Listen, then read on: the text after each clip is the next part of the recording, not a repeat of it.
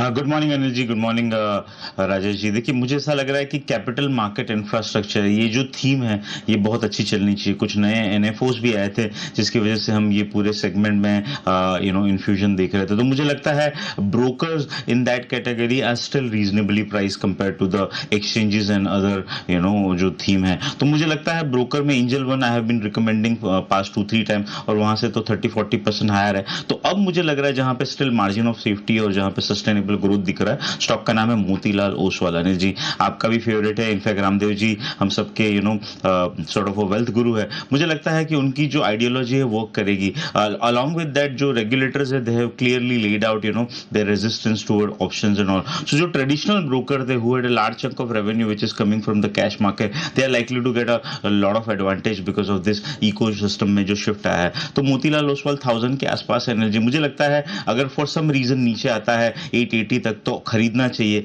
और देखिए 56 रुपीज तक का इसका ईपीएस है, और मुझे लग रहा है अनिल जी 17.5 के ईपीएस पी पे चल रहा है। तो मुझे लगता है पी री रेटिंग प्लस ईपीएस भी इसका जो है आने वाले 1-2 क्वार्टर में इंप्रूव होगा। तो अपवर्ड टारगेट ऑफ 1280 मुझे लगता है 60 का अगर आप ईपीएस पकड़ते हो और 20 का अगर आप पी पकड़ते हो, तो that comes down to about 1200। तो मुझे लगता है 1250-1280 के टारगेट के लिए मोतीलाल ओसवाल को खरीदना चाहिए। यहाँ पे स्टॉप लॉस रिकमेंडेड नहीं है, लेकिन मुझे लगता है फॉर सम रीजन अगर पुल बैक आता है 880 850 तक, तो अक्यूमुलेट करके खड़े रहना चाहिए। डिप्स में करें खरीदारी। मोतीलाल ओसवाल फाइनेंशियल सर्विसेज, ये है स्टॉक, यहाँ पर आपके लिए बन सकता है भरपूर एक्शन।